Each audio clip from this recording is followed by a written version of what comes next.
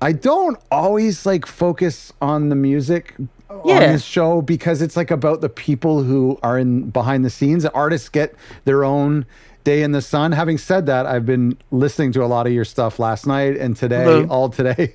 It's so good. I love it so much.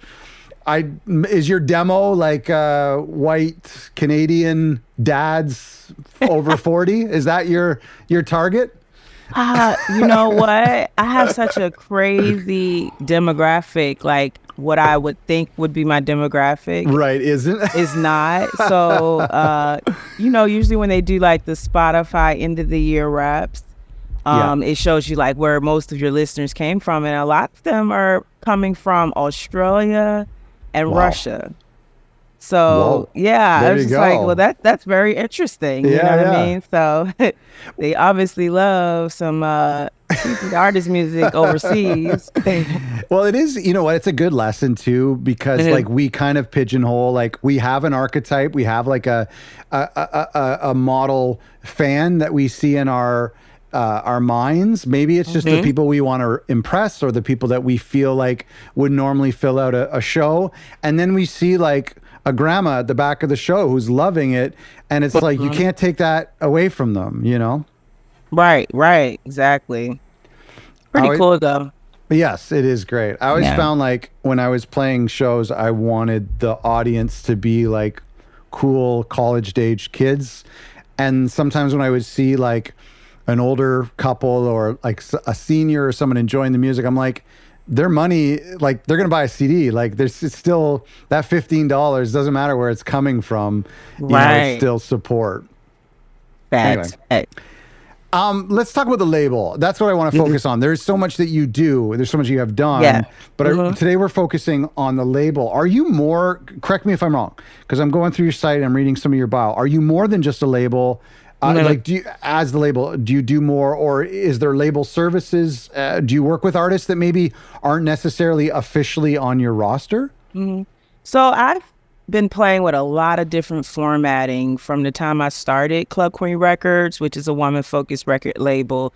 And, specifically, we really focus on being a platform, a premier platform for women of color in the Mm-hmm. music Mm-hmm. industry. And we're navigating the spaces of pop, R&B, dance, and hip hop.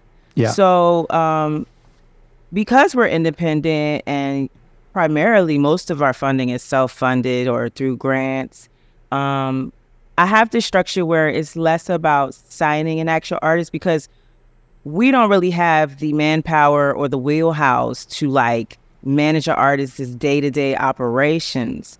I feel like we kind of come on board more as this like promotional distribution partner, Mm. and we're able to facilitate and see through every aspect of a release, from the music production component to the visuals to the rollout to even some of the PR, and also provide additional services on top of that, like artists, like consultations, creative Mm-hmm. consultations, A&Ring, creating this like space where we are also empowering the artists that we collaborate with. So some artists come to us and they've never officially released a record, so they don't even have their Wow. pro set up or a publishing Yeah. entity set up. So really starting with the fundamentals of a lot of this, and then through that we try to create just a sustainable way and an ecosystem where we all can work together to make money. So I always tell people I didn't start a label to make money um, off the artists. I started a label to make money with artists because, Nice. we come in and it's like a lot of investment. I feel like everybody's valuable in that collaboration. If you're an artist, you're a vocalist, you're valuable. If you're a producer, if you're an engineer. So we try to keep everything for the most part in-house. And then when we need to outsource, we're able to, help with those expenses from the label side. And then we make money with you on the back end. But there's times when artists come in, they already have their projects mixed and mastered. So when we have situations like that, we're really coming on board to really help amplify the distribution side of it and the rollout and promote it and make sure like the visuals match, because they might not have cover art. So it's almost Mm-hmm. like we fill in the holes. So the first thing is usually a meeting with the artist, like what exactly are you, trying to do? And through this time, I've gotten very selective because I found early on I just had this like community want to help, Yeah. but it Yeah. wasn't really translating on the money side for me in a way where I could sustain so much. Like a lot of artists inquire about releasing their records, but I also want to be able to make sure I'm giving them the quality. You know what I mean? So I've gotten more selective with what we take on. That's such an interesting problem that you're presenting, because we're going to talk about in a minute about this platform that you've set out to create, almost as if it's like a mission. It is your mission statement. So there, in a way, you're almost like a charity, but in a way, or like a not-for-profit, but in a way, you're also a business. And so that's like, must be kind of difficult to juggle. Well, now I'm running into like the structure side of everything. Like for me, I had to kind of pull back a little bit and rethink the purpose of what we're doing and how we should be moving forward. So on one aspect, the funding sources is kind of like, if it's not coming out of my own pocket, then I'm submitting for grants, which in that space, it allows that freedom to not have this like pressure about just focusing on money, because I feel like that becomes that's like the not so fun side of it, and you don't want to also go in the hole as the owner. So it's like a thing that I'm learning to navigate now. But what I've been doing is I actually found your podcast and I was like, let me listen and tap into more, and so see what other owners of labels are doing, because we're in a very niche space. Like, we're independent, Black woman owned and woman focused. So it's not like that's a very niche space to be in. So I really would like to figure out that last component. But one of the things I just started to think about is we just might be getting to a space where we could do more like joint venture situations, where then we can now start to take on artists or projects and be able to offer some sort of upfront advance. But ultimately, I enjoy the freedom of being able to work with artists and us to like kind of take our records and visualize them in spaces like television, film, and sync, which I feel like is where a lot of the money comes from. And we've had a lot of success in the sync space, but also a lot of our records catch the ears of like top industry producers and artists. And so we even managed to snag like a platinum credit on one of our original records that got sampled by the artist Chloe Bailey. And, it was her first debut single, so it was her first platinum record as well. And this was sampled from a record that we did in 2018 when the label launched. It was our first official single. Wow. Official music video that I had funded everything. And then she took my vocals and the producer, Murder Beats, shout out to him, and they sampled it for her song Have Mercy. So it was pretty cool, like hearing my vocals, my lyrics, seeing them. She was on a press run, just seeing it at the MTV Awards. And I was like, I had always, as an artist, envisioned performing at the MTV Awards. But when I seen Chloe Bailey perform her song Have Mercy and I see my lyrics on the big LED screens, I'm like, I feel like God right now. Wow. Like, I felt like I was on that stage. You shouldn't set the bar that high on your first release.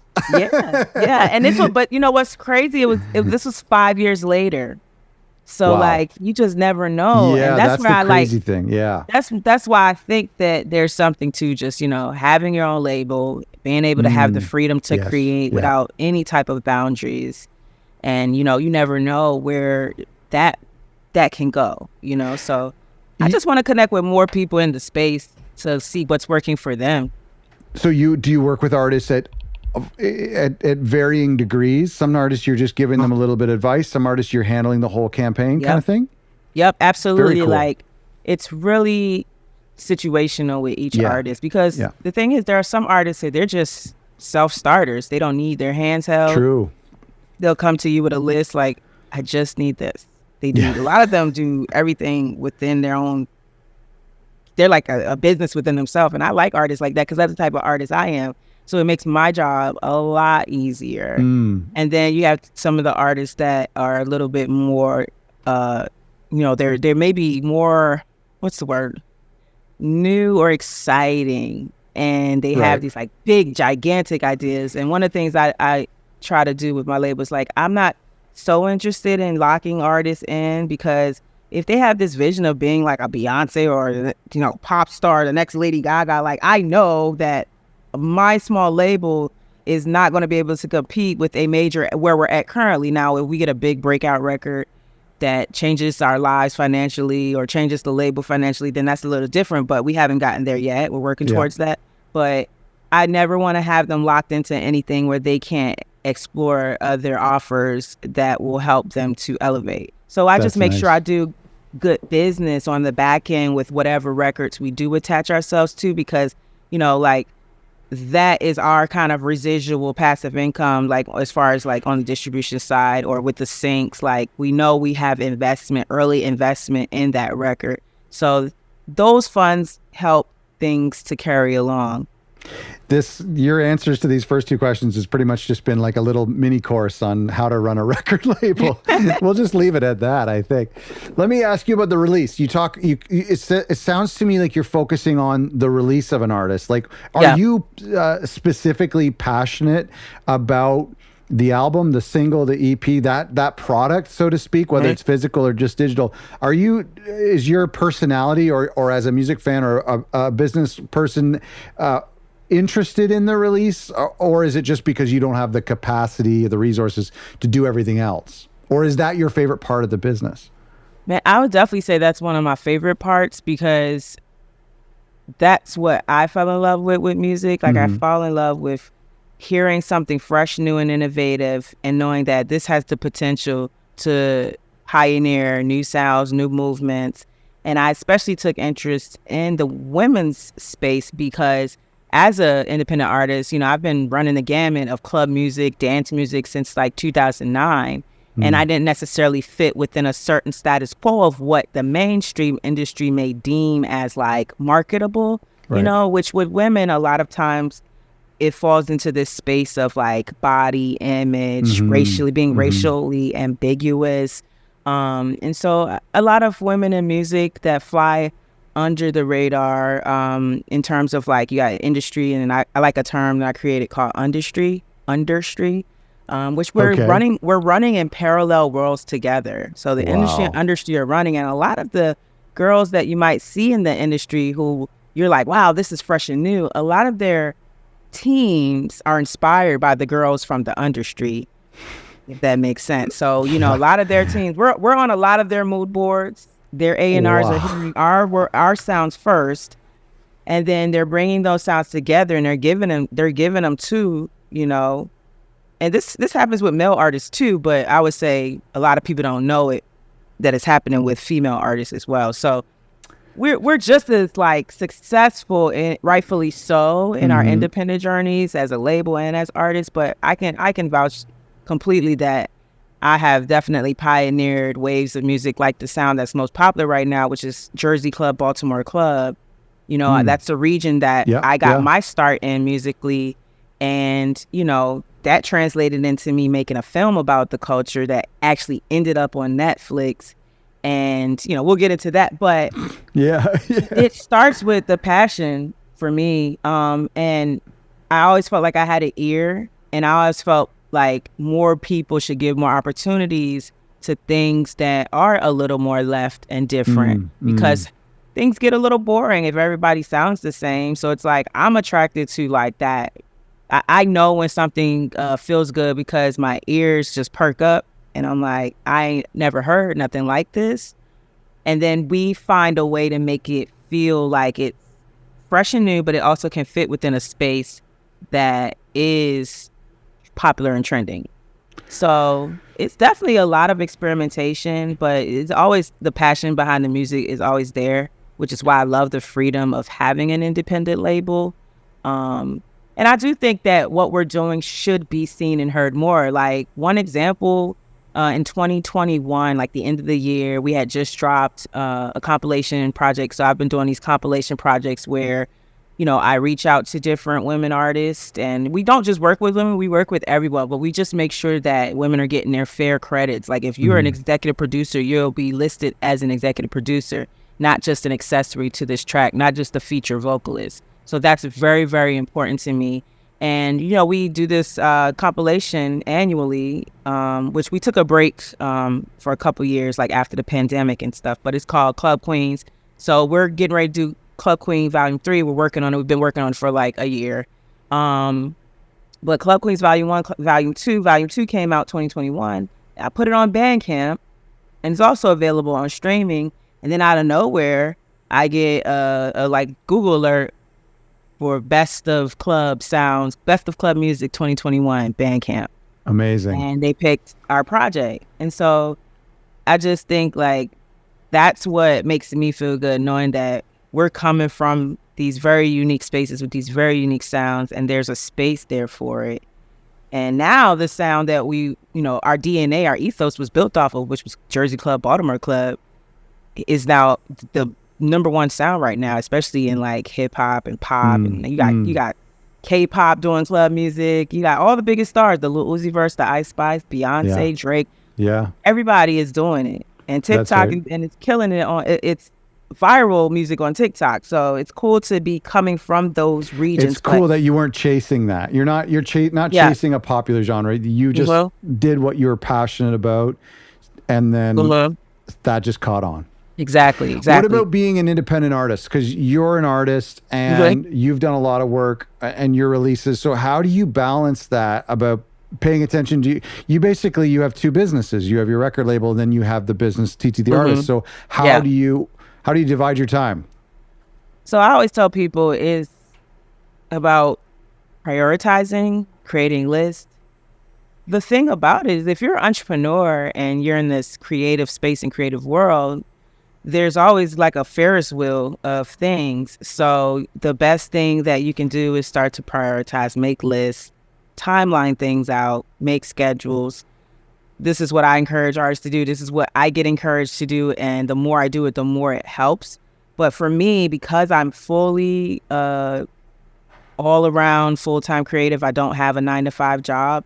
My day, my brain is consumed with, okay, how am I going to like survive and stay sustainable? So I have no actual choice but to continue to like keep that balance and also continue to find avenues that will bring in income for me so that I can keep going. So for me, the goal is like, eventually all these things just work passively. So whenever I drop a record, I detach emotion, I detach analytics from it. I detach all of that because a lot of that stuff is smoky mirrors.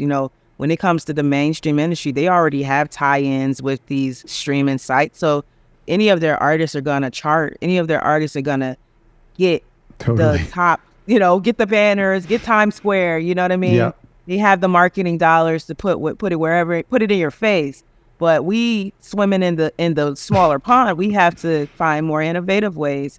So for me, definitely, time management is a big thing. And also, just like I said, I lean more into right now, I've been leaning more into sync space because when I get the syncs, it does give me a nice cushion of income to then work on the next project and have the resources and the money to fund it however I need to. So yeah, I'm really sorry to interrupt you. Got to hold the sync thing because I want to talk to you about that because I saw that place when I saw that ad. I want to talk to you about that. Mm-hmm. With the artists, time management. Okay, so can I ask you specifically, how do you decide Monday morning whether you are hitting the studio or you're sending emails?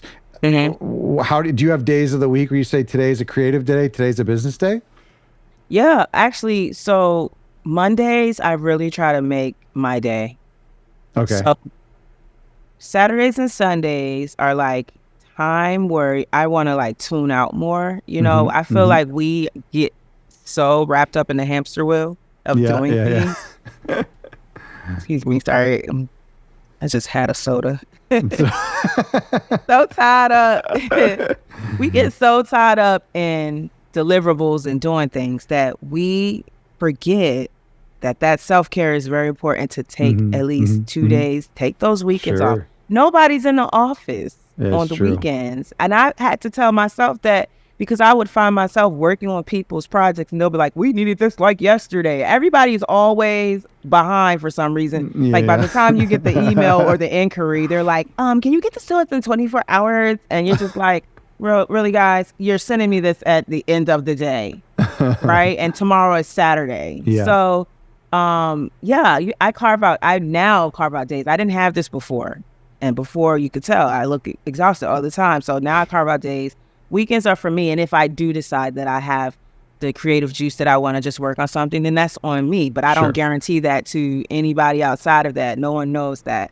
Mondays, because it's the top of the week, I try to roll into my Mondays to kind of prep for the rest of the week, or I'll use a bit of Sunday to prep for Monday. Yeah. But yeah, I say morning times, I say for me to do emailing, right? Yeah. Catch up, outreach mostly, and checking things that came in possibly.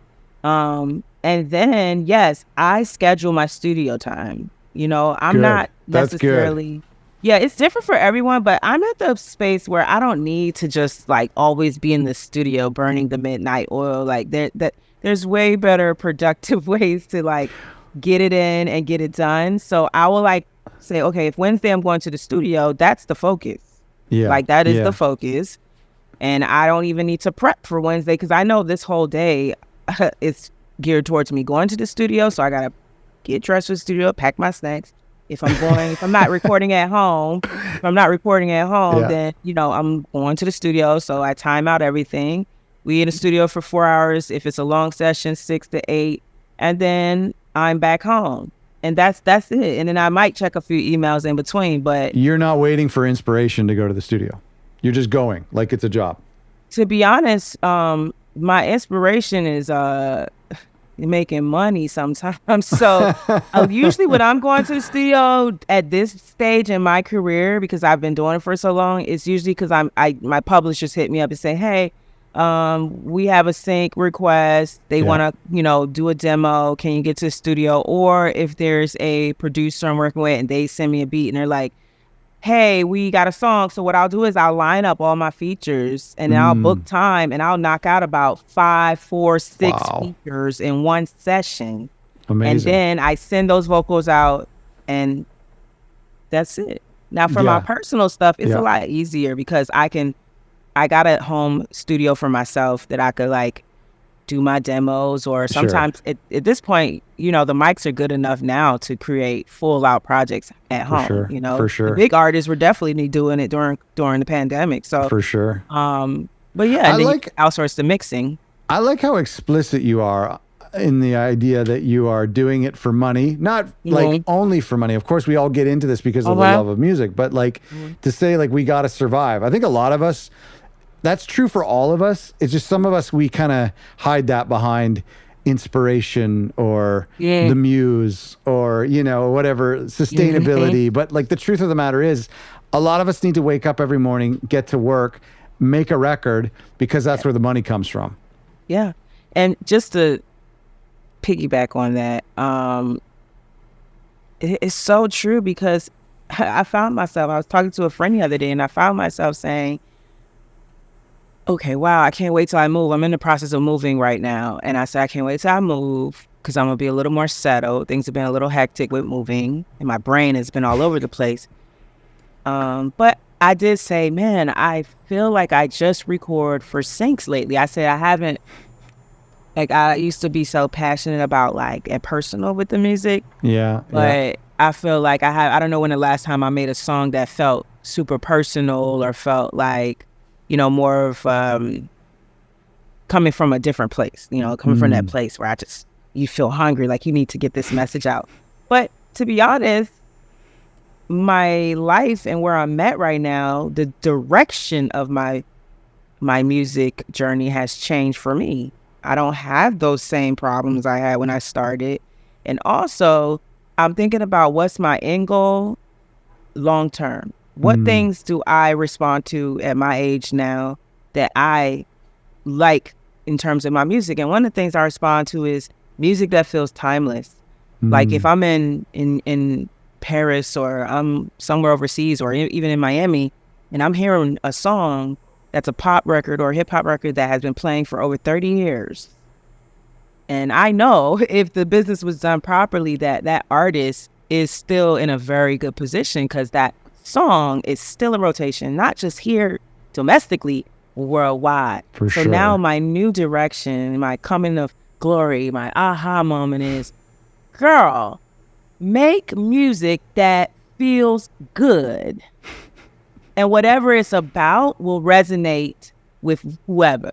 So if the music feels good, whatever your theme is going to resonate. And it can still feel personal, but make sure it feels good for you, And then I thought about the sounds, and then I started putting together, well, what does the new TT the Artist music sound like? And I was like, I want to make timeless anthems that feel good. Like, that's it. Smart. Hey, do you have merch that says make music that feels good?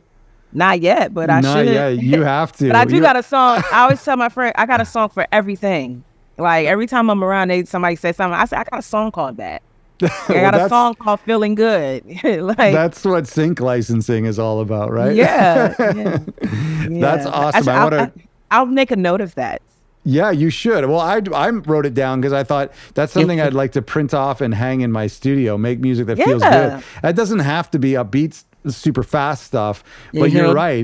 That's what's about timeless. Like, It's a Wonderful World, or whatever the song is. If it's a Beach Boys song, if it's a Beatles song, if it's Michael Jackson, it feels good. You don't know why, too, sometimes, right? Yep. Sometimes you sing along. I find myself like just really into like instrumental music or Brazilian music. I don't know what they're saying, but it feels good. There's something you can put your finger on. Yeah, or even like I recently been listening to like LMFAO and Lil Jon. Like, I'm like, you can go anywhere in the world and hear shot, or I'm sexy and I know it. Like it. Like, or even Daft Punk. Like, I'm like a really big fan of, like, genre-wise, I listen to a lot of electronic music, dance music, especially from the 90s, which was an era that I kind of came up with as a teenager, came up in as a teenager. So my palette for music, I know what, like, that era to me, just when it came to, like, dance music, was just golden. That was, to me, a golden era for dance music. And now you're starting to see in a lot of, like, popular culture today, they're sampling a lot of those records, so that's really cool. But I would just love to see just one of my records get in the mix in a larger way, because I would like to take a break. I'd like to enjoy life a little bit more, and I know with music it only takes really one record that could really change your life and trajectory. I have a lot of close ones. I've had a lot of close moments. Finally happening. But then no. It's funny, like, our generation always would make fun of one-hit wonders, like artists that would come up and do one song and then disappear and they could never get another song. But I bet you, like, deep down, like, I mean, maybe they wanted to have more hit songs, but like, it still probably feels pretty good to like change the world with one song. Absolutely. Even if you can't do it again. I would be super happy with changing the world with one song, because I think sometimes people, like, what are you, I think artists need to ask themselves, what exactly are you chasing after you've reached a certain level of success? Like, what is it that you want? And that's when I think we start to see the artists crash out, burn out, the unhinged tweeting, they hate their lives, they hate everything around, because you've consumed yourself so much that you've kind of lost a little bit of, like, the living human aspect of being a person, a real person. Go out and breathe air and experience it. I don't know, especially right now, specifically, because the industry to me is going through a really, like, there's a lot of things happening behind closed doors, where everything it's unstable to me, like the majors. Sure. I think independent is the way to go right now. I completely agree. Because you have, oh, sorry, go ahead. No, that's okay. We're just going all over the place, which is awesome. When I can't get this thought out of my head, make music that feels good. Whenever we get on this topic, I always feel like I want this call to end so I can go make music. Right. I'm just thinking about making something now. You've inspired me. But when you make music that feels good, is it for you or for the listener? Like, what's the priority? Like, music that you really love or music that people really love? Well, I think it's for me first, but then as I'm in my process, when I'm listening to something, I think about the intention behind it. So that informs what I make. So if I'm like, I want people to feel this way and dance like this or tap into this culture, then that's going to inform what type of beat, what type of Sure. tempo, what type of vocal delivery, which producer I decide to work with. So yeah, I would say like those are all factors that I consider. But in terms of overall how it feels first, I know if it feels good to me because I can stand to listen to my voice and listen to the song, then I know somebody else is gonna love it. Like That's a good if point. if I get tired of it, then I know then most likely somebody else is gonna get tired of it. I But I feel completely like agree. yeah, I Yeah. feel like if I can listen to it as if I'm the listener, then I might just have something here. That's how That's I an kind of interesting judge it. test. Yeah. Let me ask you about sync. I had it later Well, in our interviews, but we're yeah. talking about it so much. I'm curious how you got into it. Tell us a Um, little bit about that Adobe placement too, because that is an yeah. insane. It's an insane track. Thank you. So my story to Syncs is really beautiful to me because it kind of happened organically. You know, it did happen organically. And I know a lot of artists, they ask me, how did you get your song on TV? Or like, you know, they they're really trying really hard. But what happened was I just kept making music. And Hmm. then I had collaborated with this producer named Bauer, and we got a sync for a record we did called Make It Bang. Hmm. And then the show producers reached out to me from HBO at the time, HBO Max, and it was for the show Insecure by Right. the Emmy nominated Issa Rae. And this was before the show had really launched. So they were looking for music, and they had heard one of my songs called Lavish. But me being just the overly ambitious person that I am, the music supervisor hit me up, and then I said, here's Lavish, but if you'd like to check out more of my music, here's my catalog. And the rest was history. After that, they ended up syncing 2 songs for the first season of Insecure. After that, I maintained a relationship with his name's Kier. I maintained a relationship with him, and I started reaching out whenever I do trips to LA. I would set up meetings in person. I would go see him. I would send him all my demos that I'm working on. I'd be like, hey, here's some new stuff I'm working on. I know season 2 is coming up. And then eventually he started reaching out to me for like originals, giving me the creative briefs, telling me, hey, this Wow. is what type of songs, this is what type of genres we're looking for. And then that led to me actually getting a collaboration with Issa Rae. So we have a record out called Ho For It. And it has like some other dope female rappers on it, Dreezy, these girls, Cam and China, and myself. Produced by this amazing producer, Childish Major, who's like killing the game. He's been killing the game for a long time. But so that's kind of like what started getting the wheels going. And then my publishers reached out to me, and they were primarily sync agents at first. And then Hmm. they got a partnership with a publishing entity, Round Hill Music. And Zinc Music and Round Hill Music were my publishers. And they came and they said, we want to rep you. What else you got? So I shared my whole catalog with them. At that time, I probably had about 30 to 40 records. My catalog has now grown to like 100 something records. Wow. But my sync journey is something that I feel really confident about because like I just feel like that was my path and it found me. You know, we Mm. have these dreams of like wanting to be on the radio or, just be popular and buzzing, like get your viral moment, but all that doesn't always translate into like sustainable income. So Mm. once I started to see the sync world, I opened myself up to like learning even more. So now I read the books. I learned how to make songs for syncs, quotation mark, because the catch 22 is the sync agents.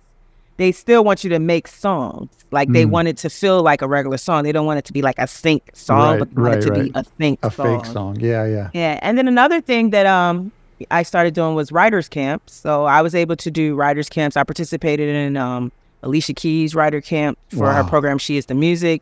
Of course, I did writers camps for just like TV shows. They would call me in, be like, "Hey, we're doing it. We're getting ready to do stuff for writers camps," and also just keeping in touch with the music supervisors and finding out who the music supervisors are. I always tell artists, if you want your music on television and film, you need to first kind of identify, well, what type of shows do you see your music on? Hmm. Go to IMDb, find out who the music supervisors are, find out what their socials are, like try to like kind of start to engage with them and then see if you can like give them a pitch of your links. They're always looking for music, you know what I That's mean? right. Yeah. There's like really easy ways to go about doing it. And there's also third party sync libraries as well. But yeah, writers' camps are great. And if you can't wrap your mind around any of that, collaborate with someone who you know or you see getting placements.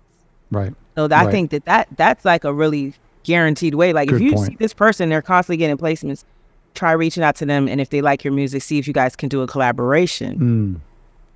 How does getting syncs or pursuing syncs affect your other side of your creative side, just making records for the people? Well, I feel like my sync records are for the people too. If Sure. anything, it helps me think broader. It helps me Okay. think about a broader space where more people can experience it. Because when you detach some of the personal things, or like, replacing an alcohol brand name that you might do on your own for your own record with just a general statement, now you can open yourself to many brands, any alcohol brand. So instead of me saying Henny in my bottle, I could just be like, yeah, I'm popping hella bottles, like, Right. and anybody can like take that, and not just liquor, but it could be a campaign for a New Year's commercial or a fashion brand or whatever. Yeah. So it actually made me think more out the box as a creative. It actually helped with my writing because it forced me to not always be so personal, which that allowed more listeners in, who may not want to hear about my depressing life story right now. I heard a sync agent tell me one time that one of the things they're always looking for is songs about love, but isn't necessarily about loving a woman or loving a man, just love, like loving life, loving everything. That's kind of interesting because all of us kind of, narrow our love down to one person in a song. No, it's true. There are themes. There are definitely general themes that are usually always syncable. So like definitely relationship, like love, or uplifting things, celebratory things. Just being happy. Yeah. And also I tell people sometimes if you are making songs for syncs, try pulling up commercials that you've seen or seen in a television show or a film, and pull it up and turn the volume down and craft your sound while watching that scene. Right? Oh my gosh. Smart move. Because it'll like kind of help cool. you with pacing, tempo. Yeah. And especially, and I also tell people when it comes to formatting, and this is key. When it comes to formatting stuff for placements and syncs, it's almost like you want to make sure you have a self-contained song within the first 30 to 60 seconds. People want to hear an intro, a chorus, somewhat of a verse or a bridge musically. And when I say musically, meaning your beat shouldn't just feel like one loop all the way through. There should be some peaks and valleys to it. Because if you look at most commercials, the timing is anywhere between 15, 30, 45, 60 seconds. So you want to make sure that if they want to use this instrumental or this track, that it's like beginning, middle, end. So always think about that when you're also making the records, because that's how you can capture someone's attention right away. That's a good point. If it's a 30-second ad, it's probably going to have a peak in it. It's probably going to have some sort of turning point. So at the 15-second mark, your song needs to open up at that point. That's incredible. Exactly. Oh my Exactly. gosh. And here I am making 1.5 minute intros. I need to go back. I mean, that might work for like Super Bowl commercials, because my first biggest placement was a Super Bowl commercial. Oh my gosh. Yeah, like that was the biggest one, and I was like, really, seriously? And the crazy thing about it, they wanted me to make the beat. So I am, new at producing. And I'm like, oh my God. And then they wanted me to make a New Orleans bounce beat. And I was like, so I got to make a beat in a genre that I've never produced in. Yeah. But I was determined. And I went on a wild Google hunt on where are sound packs for a New Orleans bounce. And I barely could find any at the time. This was like 2019. Okay. And I could barely find any at the time. So I went on YouTube and I found this one guy on there, and he's like a New Orleans producer, and he had his own sound pack that he had sounds. Nice. And I downloaded that. Then I found like a Manny Fresh on Splice, and I downloaded that. And then I just started to, it was crazy. It was definitely about a 2-month process of just them going back and forth with revisions. I was in Vienna on tour in Europe, like having to find a studio in Vienna. Like it was crazy, but we made it to the final cut and it turned out amazing. What brand was it? It was TurboTax, the company TurboTax. Okay, wow. And the song was called All People Are Tax People. You know what's crazy is like you're giving like a real our audience are gonna be so envious of you because your first song went platinum, your first sync was on HBO. You've had a Super Bowl commercial. You probably should retire now. Give the rest of us a chance. So that's where we at. And now we're here. I just had a birthday yesterday. Shout out to my Virgos. So yeah, going back to like, well, what is the end goal? You know, because we're in a space that is always evolving. There's always new artists coming out, and unfortunately, due to ageism in the industry, especially when it comes to women, they look at our life like it's over once you hit 30. So they look at you as used goods. Yeah. You're too old. You're not marketable. Like, I'm like, I still get carded when I go to the corner store and get a beer. Like, so due to that, that's why I feel like my label is important, and I've been doing my own outreach because I know now there are more women out here creating their own labels, which I primarily created mine because I was working with big producers in the dance world who were touring all over, but no one ever invited me on their tour, with the exception of Peaches, the artist Peaches. I got to tour with her. She's like the first artist, only artist that invited me on tour, and I don't even have a song with her, but she just had me. I performed at a few festivals, and she liked my stuff, and I got to do a few of her U.S. tour dates on her world tour, and it was really, really epic. And I will always appreciate her for that, and I will always appreciate the producer Bauer, because he brought me out to Coachella. We had a song together, and I think that was his first Coachella in like 2016, and that was my first time, and I got to play on the main stage, and I was like, this is epic, right? So I just think when you get older, like when I say to people, well, after you have achieved all these things, the Grammys, the notoriety, the recognition, what is it that you want out of life? And I feel like I would love the opportunity to live my life in a way where there's no boundaries. Like I can literally travel when I want, I can create when I want. That's the life that I'm planning for myself, like without any outside pressures attached. Good for you. If I want to make an album because I want to make an album, I don't have to necessarily worry about if I'm going to break the bank, because I need to pay for mixing and mastering. So those are the goals I'm working towards, because I'm like a multi-hyphenate, I'm also a filmmaker. So my filmmaking career is, getting the similar traction as my music career, like just on the verge of a lot of big things happening. And so crossing the music world and intersecting it with film and art, that's why like I've created this TT's Art World, this Club Queen Records, and music walked me into film directing. So my first film, Dark City Beneath the Beat, which is a musical documentary about the Baltimore club music and dance culture, it premiered on Netflix in 2020. And incredible. I was only able to get that relationship because I had music on the show Insecure. Issa Rae found interest in my film once she found out that I was also directing, and she decided to get behind it as a producer. Like once I had the film at a certain point, I had already had the film at a rough cut, which also the film was self-funded through grants. So I had already paid for like the production. I kept as much in-house as I could. I learned how to color grade. I edited it. I did sound design. Amazing. We produced. And then on top of that, we produced an all-original soundtrack with just Baltimore club music. And Issa Rae came on board to kind of help me really just like lock and seal the deals, come in and produce and just show me the way. And so I'm forever grateful for her. And we got to Netflix. And this is my first film ever. And I don't have a training in films. I didn't go to film school. I went to art school, but I didn't go to film school. So I really believe like that's the next part of my life. It's like I'm gonna be doing this music stuff, but I'm gonna now be creating soundtracks. Like I want to executive produce a soundtrack for major films, with Yeah. my label as a part of that.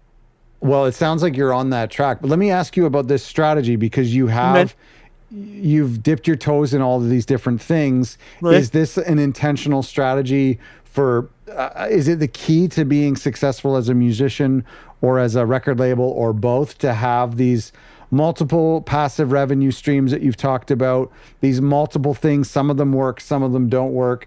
Is that intentional for you, or is that just like your personality? You can't sit still. No, it's definitely intentional, because one of the things I used to really I used to be confused by is when people ask me, like, which one is your focus?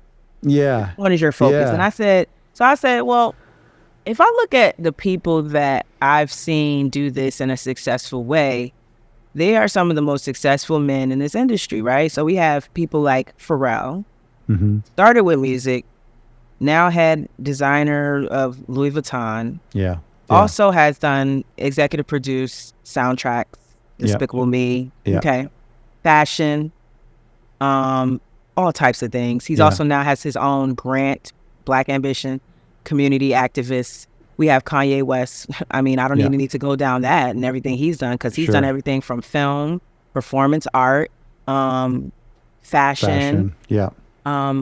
So when I start to, and I also bring up Virgil. Like when I see these type of archetypes of multi-hyphenate, they have been boundaryless in their creative language. And I feel like there is a space for that.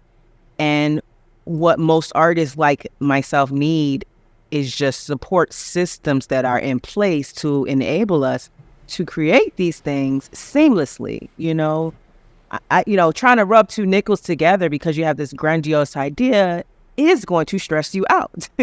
But as you create and you make and set these goals for yourself, it will attract the right people who can then see your vision, right? So everything's done with intention. And I knew when I made that film that I should put the DNA of that film was the music. I actually show in the film me launching my label. And it's not by coincidence that the song that I did receive my platinum credit for, that was sampled by Chloe Bailey, is also in the film. I don't know how many people watched that film while it was on Netflix, but I do know it was available in 5 countries in the world. So therefore, some seed was planted that allowed certain channels to go wherever they needed to go in signals. And I feel that I don't have like the actual data for that, but I have the reactions from it.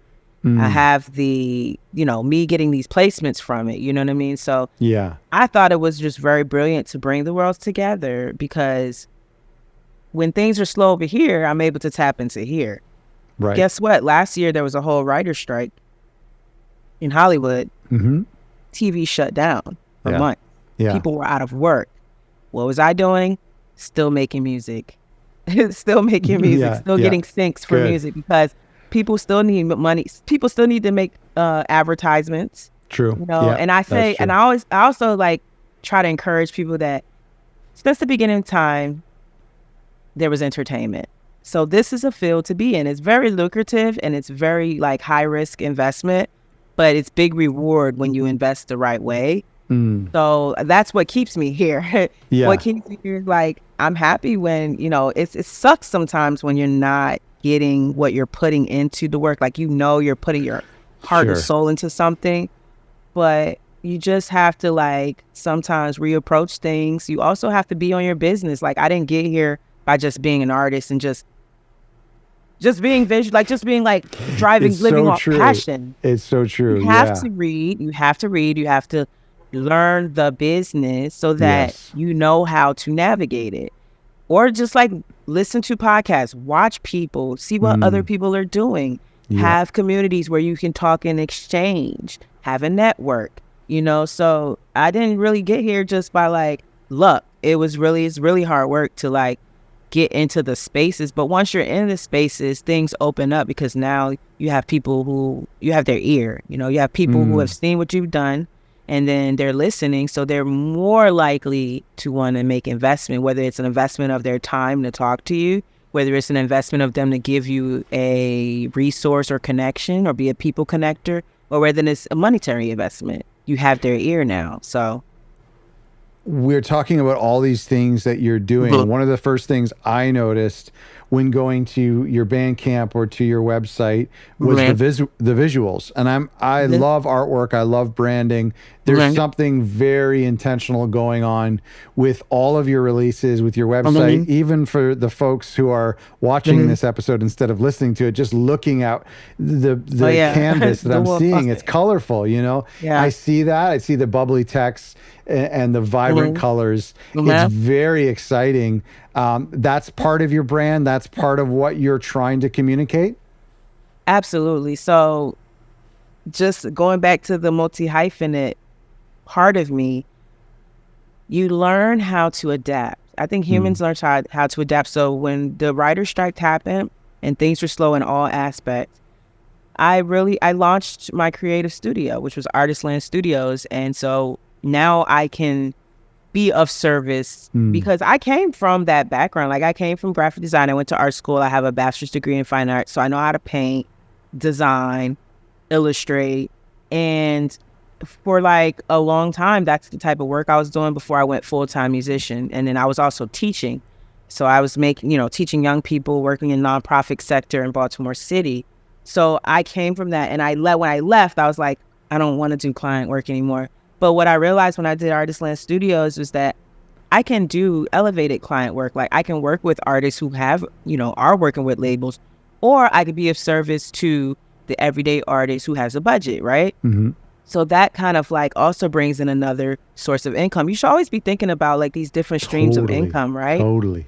But yes, it's very intentional. Like most of the art is done by me, but I also have a team of artists. Like if it's something that's out of my wheelhouse or I just don't have the bandwidth to do it, I have a network of designers that I'm constantly looking at. I have folders on Instagram. When I see cool stuff, I just archive and I save it. So do I. Yeah. Yeah. So it's like if I want to like tap into that person, like, I'll hire them and they'll do the artwork and then we good, so it pours back into that ecosystem of other independent ran businesses and artists. So it's super important to me, like, to know how to do that stuff because it does actually save us too a lot on the back end, For artwork. sure. For sure. Yeah. There's less to recoup if those expenses were taken care of by you. Yeah, and that is the fun part to me, especially with the AI technology. Thank you, AI. AI is lit. And I know we spoke about Adobe, but I just want to shout out Adobe because I've been using the hell out of Adobe Firefly for a lot of my cover art.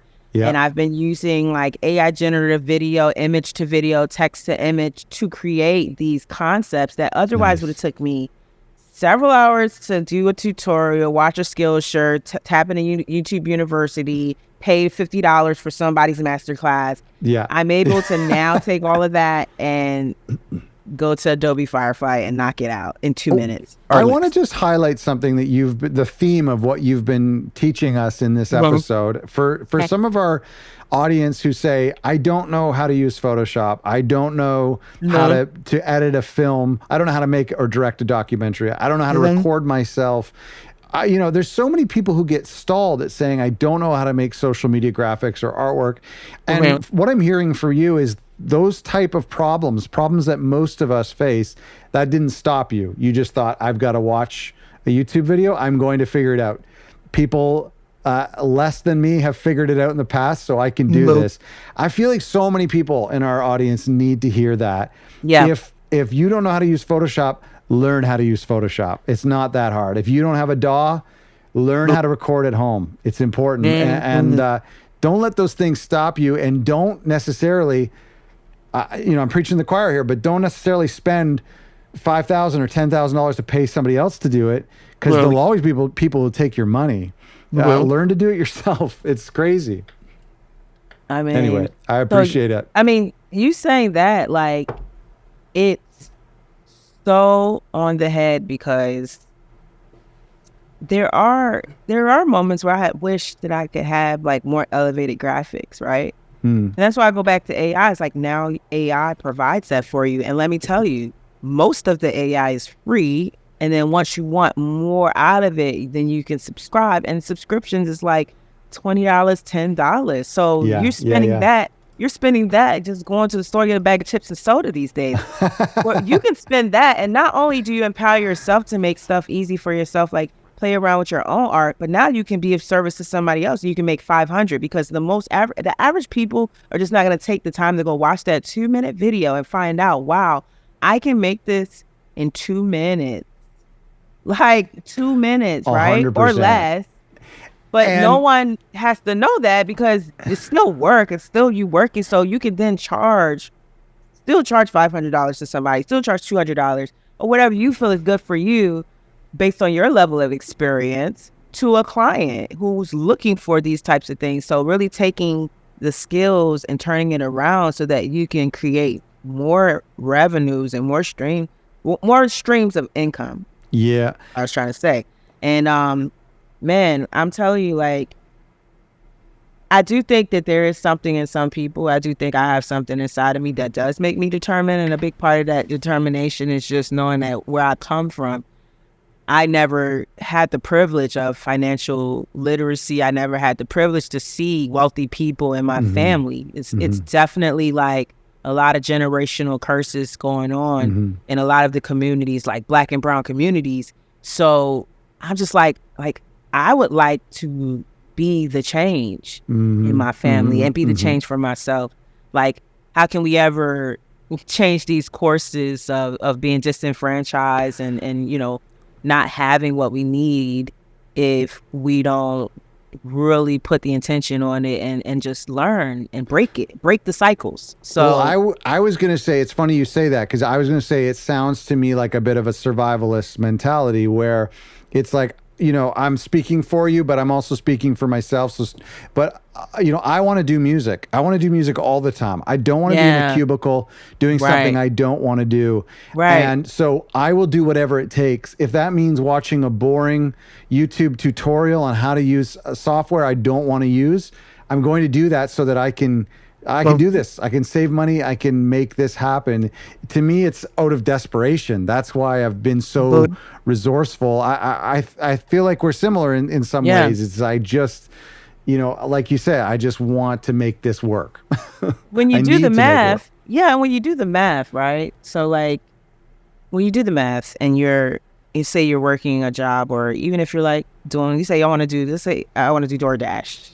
Yeah. I asked my brother, he does DoorDash. I said, hey, I want to make some extra cash this week, like immediately. Like what, you know, how much do you make on average for DoorDash a day? He starts breaking the numbers down. By the end of his running around for like maybe 3 to 4 hours, he said, a good day is like 200. I'm like, that's not a good day for me. So I said, let me try to restructure this, right? Went on YouTube, realized like, okay, the power of drop shipping now. So now we're getting into like merchandise, which is another thing that I've started tapping into more this year, because not that I couldn't do it, I just never took the time to go and just watch the video. Right. So I go to YouTube, I watch the video, because I kept seeing all these videos about how people are making money on Etsy with e-commerce and drop shipping. Yeah. And now you don't even have to have merch. Are you telling me I don't even have to pay for the merch up front? Are you telling me all I got to do is sign up? Okay, bet. Yeah. Sign up. This is a real story. This just happened. Sign up. The Olympics was happening. Do a couple Olympic t-shirt designs. Within 24 or 40 hours, I make like, just in my sleep, I wake up, I got 3 orders. It's about $175. They order multiple things. So they order 2 t-shirts. Yeah. Multiple, $175 in my bank account. Now, I did that without leaving my house. Yeah. Right? No gas was spent. No expenses were spent.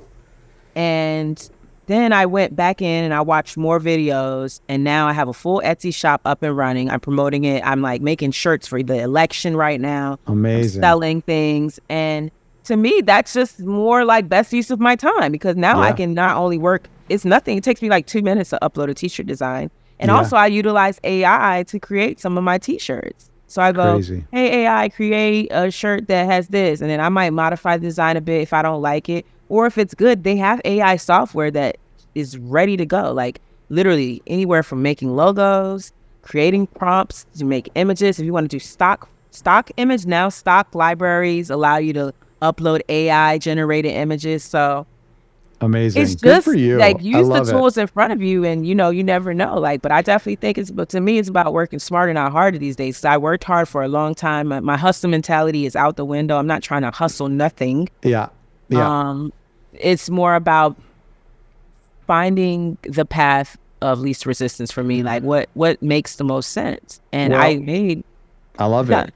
I think it's amazing because so many people I talk to just want to make their record label work, and it's this type of type of work ethic is what it takes. I think today, especially. Yeah. Let me ask you the last question I've got for you Okay. is about the platform that you've Yeah. created. I read that you said that you wanted to create a platform for women of color in this genre for doing what you're doing, a platform that you own and that nobody else owns, that there is no gatekeeper, or at least you and your community are the gatekeepers, but giving you an opportunity. So talk to me a little bit about how that's gone, how, if that was your goal in 2018, what does that look like now, 6 years later?